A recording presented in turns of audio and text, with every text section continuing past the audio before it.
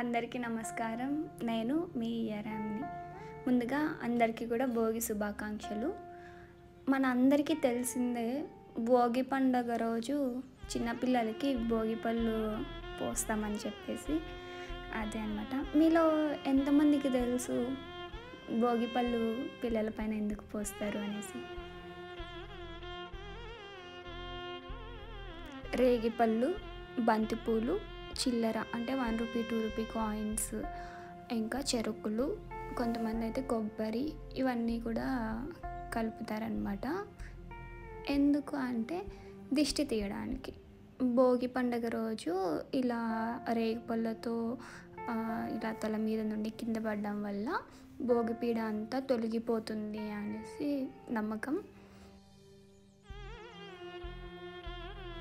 అంటే చిన్న చిన్న దోషాలు ఉన్నా కూడా, అంటే మనం పెద్దవాళ్ళం అయితే యాగాలు, యజ్ఞాలు, పూజలు అంతా చేసి తొలగించుకుంటాం కదా. చిన్నపిల్లలు అంతంతసేపు యజ్ఞాల్లో కూర్చోలేరు కాబట్టి ఇలా భోగి రోజు చేస్తామన్నమాట.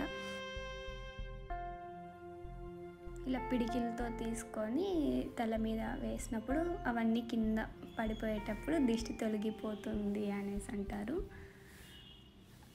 అందుకే భోగి పండుగ రోజు ఇలా చిన్నపిల్లలకి రేగిపళ్ళు పోస్తుంటారు.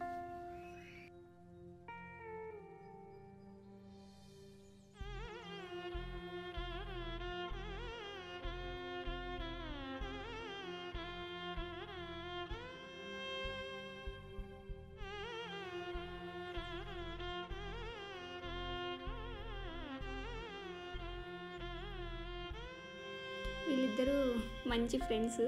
ఇప్పుడు ముందర మేమందరూ ఉన్నామని చెప్పేసి అలా గమ్మున ఉన్నారు.